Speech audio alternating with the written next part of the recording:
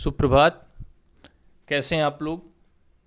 आशा करता हूं कि आप लोग एकदम स्वस्थ होंगे। स्वास्थ्य ही सबसे बड़ा धन है।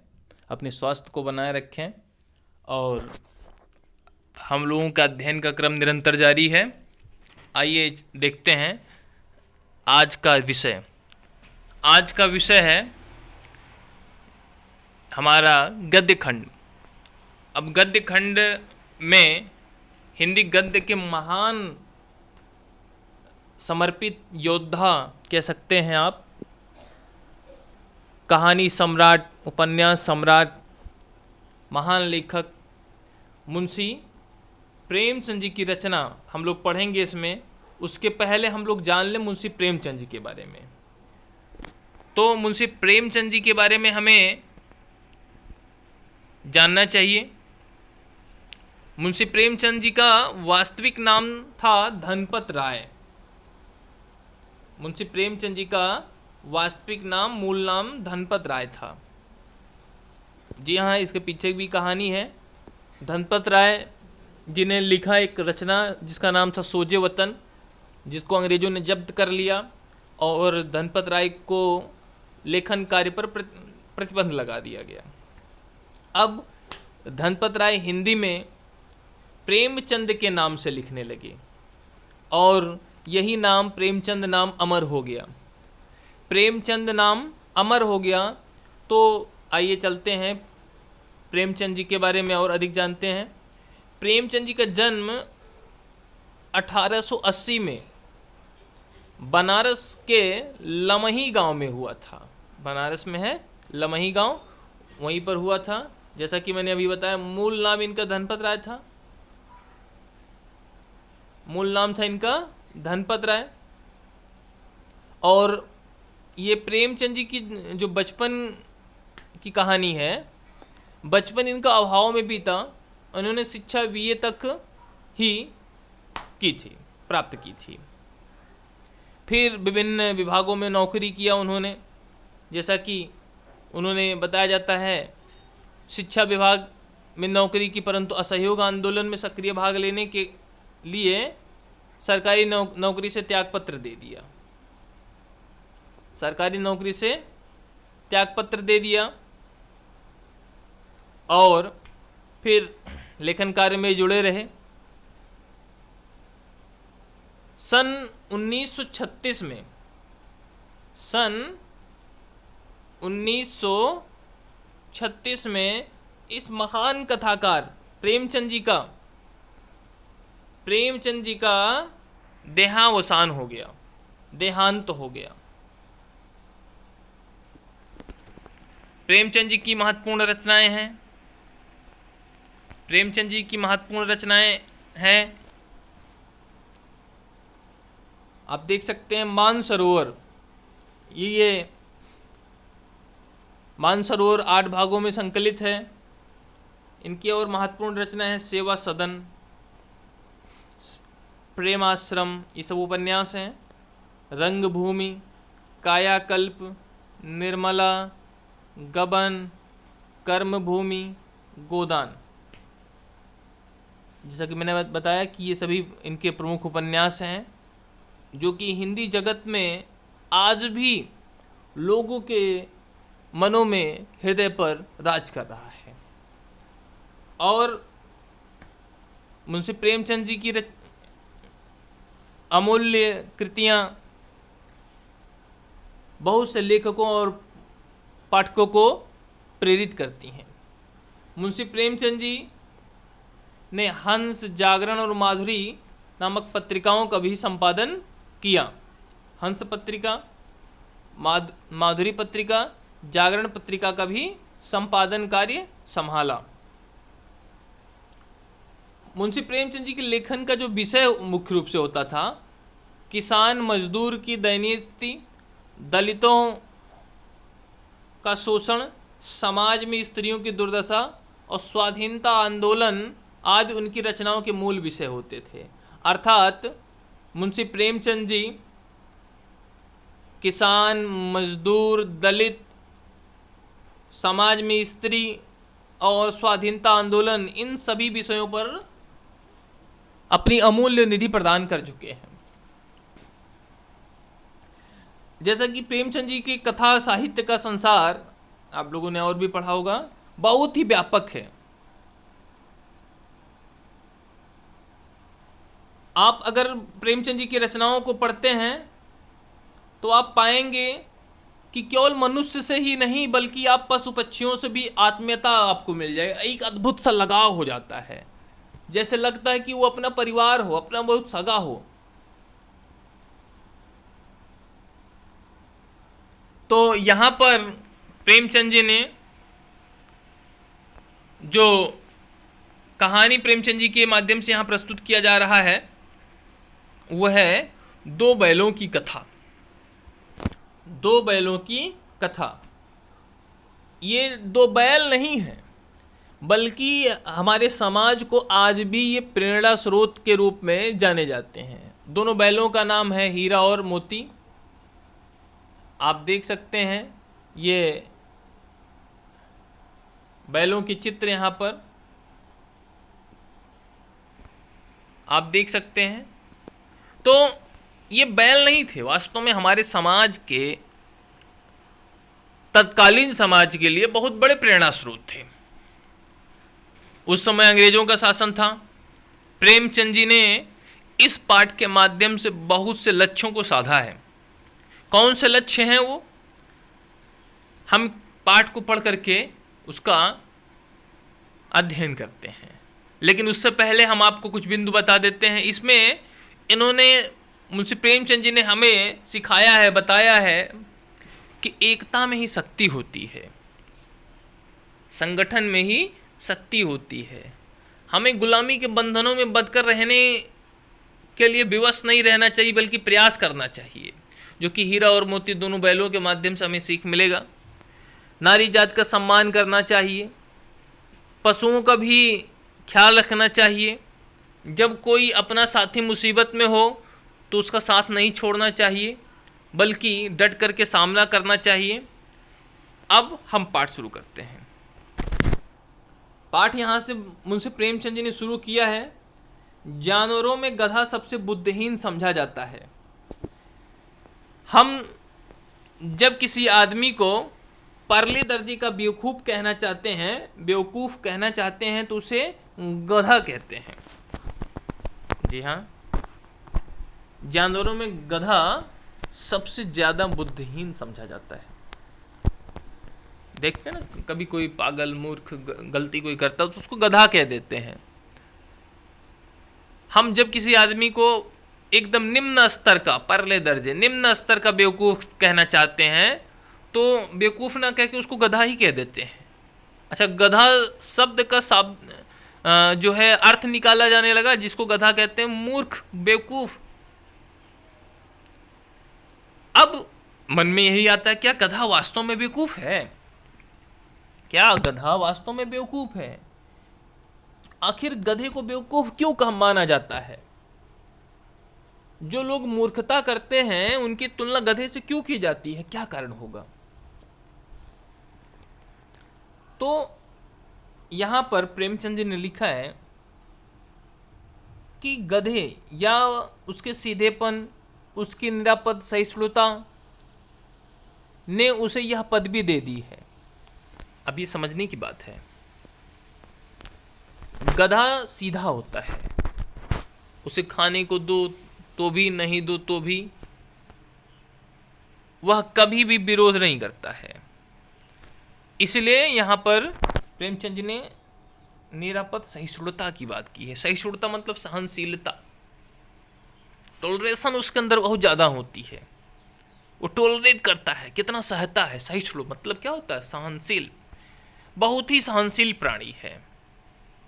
तो प्रेमचंद जी का मानना है कि गधा सहिष्णु प्राणी है, शायद इसीलिए उसको बेवकूफ़ माना जाता हो।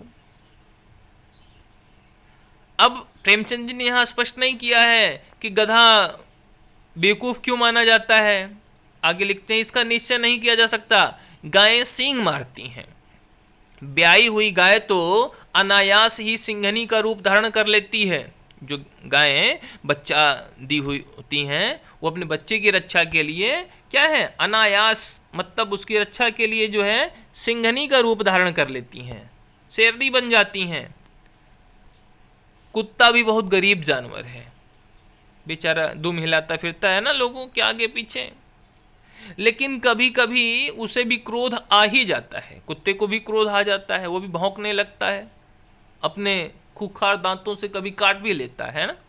किंतु गधे को कभी क्रोध करते नहीं सुना न देखा, गधा कभी क्रोध नहीं करता है। जितना चाहो गरीब को मारो, चाहे जैसी खराब सड़ी हुई घास सामने डाल दो, उसके चेहरे पर कभी असंतोष की छाया भी ना दिखाई देगी। वैशाख में चाहे एक आध बार कुलेल कर लेता हो, कुलेल का तात्पर्य उछल कूद लेना, कुलेल करने का मतलब उछलना कूदना। वैशाख में चाहे एक आध बार कुलेल कर लेता हो, गधे को इसीलिए वैशाख नंदन भी कहते हैं। वैशाख जो है गधे के जन्म का मास होता है, वैशाख नंदन कहते हैं। कभी कभी लोग डायरेक्ट किसी को गधा नहीं कहना चाहते हैं तो उसको वैशाख नंदन कह देते हैं, संस्कृत में गधे को वैशाख नंदन ही कहते हैं। तो पर हमने तो उसे कभी खुश होते नहीं देखा, गधा अपनी बहुत ज़्यादा खुशी नहीं दिखाता है, उसके चेहरे पर एक विषाद स्थायी रूप से छाया रहता है। विषाद, दुख, विषाद किसको कहते हैं, दुख, दुख की एक अवस्था है, उसी को विषाद कहते हैं। सुख दुख हानि लाभ किसी भी दशा में उसे बदलते नहीं देखा। ये तो उच्च दर्जे के व्यक्तियों में भी होती है, जैसे कि लेखक ने आगे बताया है कि ऋषि मुनियों के जितने गुण हैं वे सभी उसमें पराकाष्ठा को पहुंच गए, अर्थात गधे में भी वही गुण हैं जो ऋषि मुनियों में हैं।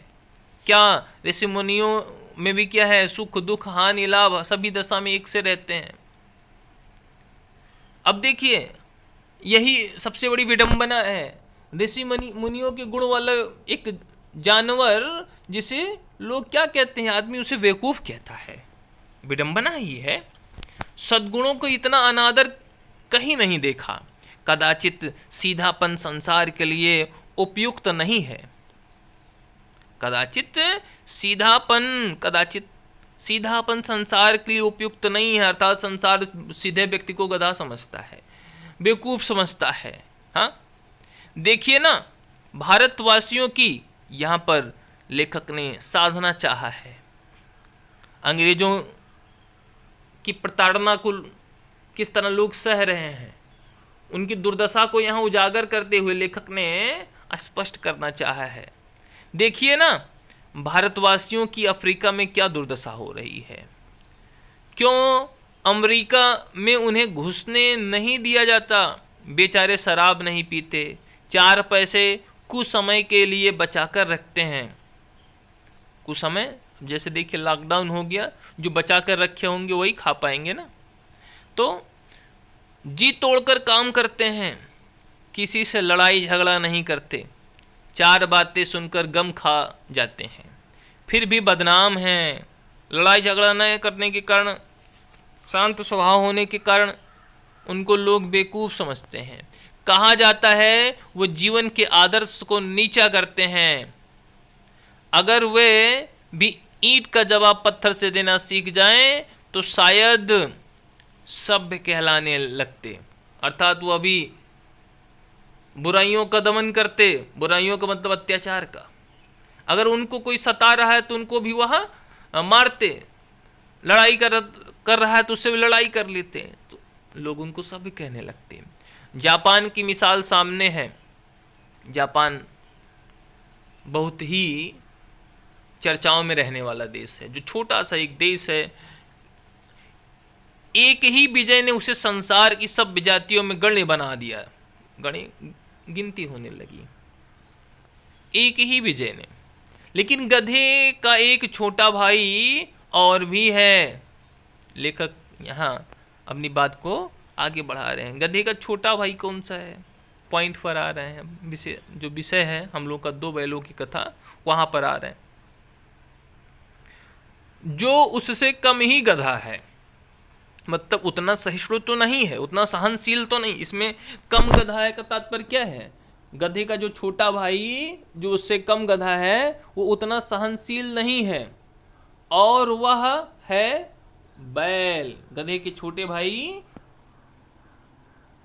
अब यहां लेखक ने गधे का छोटा भाई किसको बताया है? बैल को बताया है। ध्यान रखिएगा, बैल क्या है यहां पर लेखक के अनुसार? लेखक के अनुसार बैल है गधे का छोटा भाई। ध्यान रखने की आवश्यकता है। जिस अर्थ में हम गधे का प्रयोग करते हैं कुछ उसी से मिलते जुलते अर्थ में बछिया के ताऊ। अब बछिया का ताऊ कौन है? बैल। याद रखिएगा कि बछिया का ताऊ किसको कहा है लेखक ने, क्योंकि प्रश्न आगे पूछा जाएगा। बछिया का ताऊ किसको कहा है? बैल को कहा है, याद रखना है आपको। बछिया के ताऊ का भी प्रयोग करते हैं। कुछ लोग बैल को शायद बेवकूफों में सर्वश्रेष्ठ कहेंगे, मगर हमारा विचार ऐसा नहीं है। कुछ लोग बैल बेवकूफ़ में ज़्यादा, जो बेवकूफ़ होते हैं सर्वश्रेष्ठ होते हैं। देखिए बेवकूफ़ में भी सर्वश्रेष्ठ होते हैं, सबसे श्रेष्ठ बेवकूफ़ है ना, विरोधाभास है इसमें। मगर हमारा विचार ऐसा नहीं, लेखक ऐसा नहीं मानते हैं कि नहीं बैल सबसे बेवकूफ़ होता है। बैल कभी कभी मारता भी है। अच्छा, मारने वाला व्यक्ति वो सर्वश्रेष्ठ बेवकूफ़ नहीं माना जाएगा, ध्यान दीजिएगा इस पर। कभी कभी अड़ियल बैल भी देखने को आता है। अड़ियल जो अड़ जाए किसी बात पर, जिद कर ले, ठान ले किसी बात को, और भी कई रीतियों से अपना असंतोष प्रकट कर देता है। अतयो अतयो अतः उसका स्थान गधे से नीचा है, मतलब गधे से उसका स्थान नीचा है। गधा जितना सहिष्णु है बैल उतना सहिष्णु नहीं है, उतना सहनशील नहीं है। तो सबसे सहनशील कौन है? गधा। दूसरे नंबर पर उसके नीचे कौन आ रहा है? बैल। अब यहां मुख्य पाठ प्रारंभ होता है। झूरी काछी के दोनों बैलों के नाम थे हीरा और मोती। जैसा कि मैंने आपको पहले ही बताया है कि दोनों बैलों के क्या नाम थे? हीरा और मोती। जी हाँ, इस पे बहुत से प्रश्न आपसे पूछे जाएंगे। तो ये बैल किसके हैं? झूरी के हैं। किसके हैं? झूरी के हैं। याद रखिएगा, झूरी के दोनों बैलों के क्या नाम है? हीरा और मोती। फिर आगे यहाँ समझने की आवश्यकता, दोनों पछाई जाति के थे। पछाई जात के, ये एक प्रजात है बैलों में ही। देखने में सुंदर, काम में चौकस, डील में ऊंचे, लंबे चौड़े होते हैं। बहुत दिनों साथ रहते रहते दोनों में भाईचारा हो गया था। यहाँ समझने की आवश्यकता है, जब दो जानवर साथ में रह करके आपस में आत्मीयता प्रकट कर रहे हैं, भाईचारा प्रकट कर रहे हैं, तो मनुष्यों को तो होना ही चाहिए आत्मीयता का भाव, भाईचारे का भाव मनुष्यों में होना ही चाहिए। इस बात को समझने का प्रयास कीजिएगा। फिर दोनों आमने सामने या आसपास बैठे हुए एक दूसरे से मूक भाषा में विचार विनिमय करते थे। एक दूसरे के मन की बात कैसे समझ जाता था हम नहीं कह सकते। अवश्य ही उनमें कोई ऐसी गुप्त शक्ति थी जिससे जीवों में श्रेष्ठता का दावा करने वाला मनुष्य वंचित है।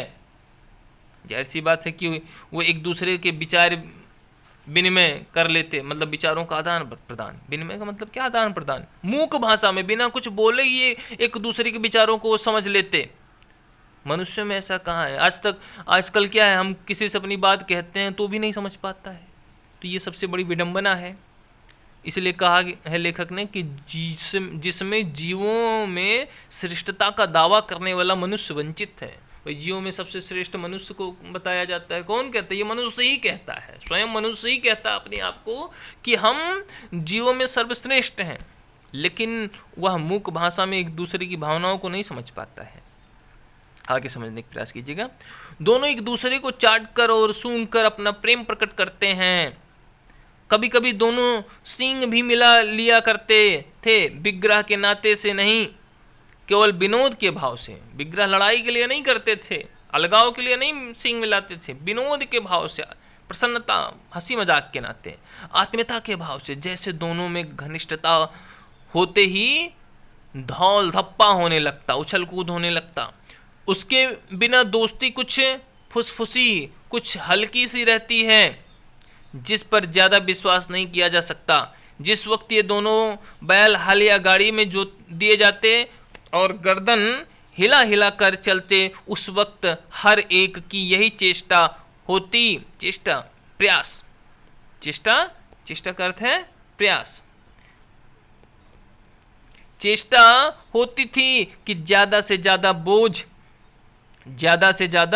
बोझ मेरी ही गर्दन पर हो। हीरा की जब गर्दन पर बोझ होता तो मोती सोचता मेरे गर्दन पर ज़्यादा बोझ आ जाए, और मोती की गर्दन पे होता तो हीरा सोचता। मतलब एक दूसरे में इतना लगाव था। दिन भर के बाद दोपहर या संध्या को दोनों खुलते तो एक दूसरे को चाट चूट कर अपनी थकान मिटा लिया करते। नाद में खली भूसा पड़ जाने के बाद दोनों साथ उठते। साथ, नाद मने हौदी होता ना जिसमें बैलों को खिलाया जाता था, साथ नाद में मुंह डालते और साथ ही बैठते थे। एक मुंह हटा लेता तो दूसरा भी हटा लेता। वाह, क्या अद्भुत वर्णन है। संयोग की बात, झूरी ने एक बार गोई को ससुराल भेज दिया। गोई मतलब जोड़ी को, दोनों जोड़ी को, मतलब अर्थात वो वही एक जोड़ी थी ना बैल, तो हीरा और मोती को ससुराल भेज दिया। कौन भेज दिया? झूरी। बैलों को क्या मालूम वे क्यों भेजे जा रहे हैं। समझे मालिक ने हमें बेच दिया। अपना यूं बेचा जाना उन्हें, बैलों को लगा कि उनको बेच दिया गया, और अपना यूं बेचा जाना उन्हें क्या अच्छा लगा या बुरा, कौन जाने। भाई हम लोगों ने तो इन मूक भाषी लोगों की भाषाओं को समझा नहीं, अब यही जाने, कौन जाने। पर झूरी के साले गया, अब यहाँ ध्यान रखिएगा, झूरी के साले का नाम है गया। गया को घर तक गोई ले जाने में दांतों पसीना आ गया। दांतों पसीना ना मुहावरा है ना, कठिनाई का सामना करना, मुसीबत। अब पीछे से हाँकता तो दोनों दाएं बाएं भागते। पगहिया पकड़कर आगे से खींचता तो दोनों पीछे को जोर लगाते। मारता तो दोनों सींग नीचे करके हुंकारते। अगर ईश्वर ने इन्हें वाणी दी होती तो झूरी से पूछते, तुम हम गरीब को क्यों निकाल रहे हो? हमने तो तुम्हारी सेवा करने में कोई कसर नहीं उठा रखी। अगर इतनी मेहनत से काम न चलता था तो और काम ले लेते। हमें तो तुम्हारी चाकरी में मर जाना कबूल था। ये है स्वामी भक्ति जानवरों की, समझ रहे हैं। हमने कभी दाने चारी की शिकायत नहीं की। तुमने जो कुछ खिलाया वह सिर झुकाकर खा लिया।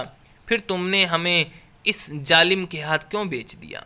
संध्या समय दोनों बैल अपने नए स्थान पर पहुंचे। दिन भर के भूखे थे, लेकिन जब नाद में लगाए गए तो एक ने भी उसमें मुंह न डाला। दिल भारी हो रहा था, वो बड़े दुखी थे। जिसे उन्होंने अपना घर समझ रखा था वह आज उनसे छूट गया था। यह नया घर, नया गांव, नए आदमी उन्हें बेगानों से लगते थे। बेगाने मतलब गैर लगते थे। गैर मतलब अपने नहीं लग रहे थे। दोनों ने अपनी मूक भाषा में सलाह की, एक दूसरे को कनखियों से देखा। कनखियों का तात्पर्य है तिरछी निगाह से। कनखियों का तात्पर्य है तिरछी निगाह से, आंखों को तिरछा करके कनखियों से देखा और लेट गए। जब गांव में सोता पड़ गया तो दोनों ने जोर मारकर पगहे तुड़ा डाले और घर की तरफ चले। पगहे बहुत मजबूत थे। अनुमान न हो सकता था कि कोई बैल उन्हें तोड़ सकेगा, पर इन दोनों में इस समय दूनी शक्ति आ गई थी। एक एक झटके में रस्सियां टूट गई। झूरी प्रातःकाल सोकर उठा तो देखा कि दोनों बैल चरनी पर खड़े हैं। झूरी के घर आके पहुंच गए। अब पुनः अपने पूर्व मालिक, अपने वास्तविक मालिक के यहाँ आ गए। चरनी जहाँ पर बांधा जाता था बैलों। दोनों की गर्दनों में आधा आधा गराव लटक रहा था। जो बैलों को बांधते हैं ना, उसी को बोलते हैं गराव। ध्यान रखिएगा, गराव किसको कहते हैं? बैलों के बांधने के लिए जो रस्सी होती है उसी को गराव कहते हैं। घुटने तक पांव कीचड़ से भरे हैं और दोनों की आंखों में विद्रोह में स्नेह झलक रहा है। विद्रोह भी है, स्नेह भी है। प्रेम, स्नेह क्या है? प्रेम। झूरी बैलों को देखकर स्नेह से गदगद हो गया, दौड़कर उन्हें गले लगा दिया। प्रेमालिंगन और चुंबन का वह दृश्य बड़ा ही मनोहर था। प्रेम से आलिंगन करना, आलिंगन मैंने गले लगाना। अब गले लगाने का मतलब उनकी गर्दन को पकड़ करके गले लगाया होगा। घर और गांव के लड़के जमा हो गए, तालियां बजा बजा कर उनका स्वागत करने लगे। गांव के इतिहास में यह घटना अभूतपूर्व ना होने पर भी महत्वपूर्ण थी। अभूतपूर्व मतलब इसके पहले भी ऐसी घटनाएं होती रही हैं, अभूतपूर्व नहीं थी। अभूतपूर्व मतलब इसके पहले ना हुई हो, लेकिन अभूतपूर्व ना होने पर, अर्थात ऐसी घटनाएं पहले भी हुई हैं।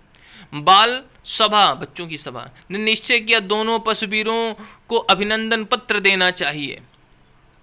कोई अपने घर से रोटियां लाया, कोई गुड़, कोई चोकर, कोई भूसी। तो ये है बैलों की जो है ये कहानी। अभी आगे इनकी घटनाएं, इनकी कारनामे हमें और भी पढ़ना है, जो बहुत ही रोमांचक है। तो हम अगले अंक में उसको प्रस्तुत करेंगे। तब तक के लिए आप स्वस्थ रहें, मस्त रहें।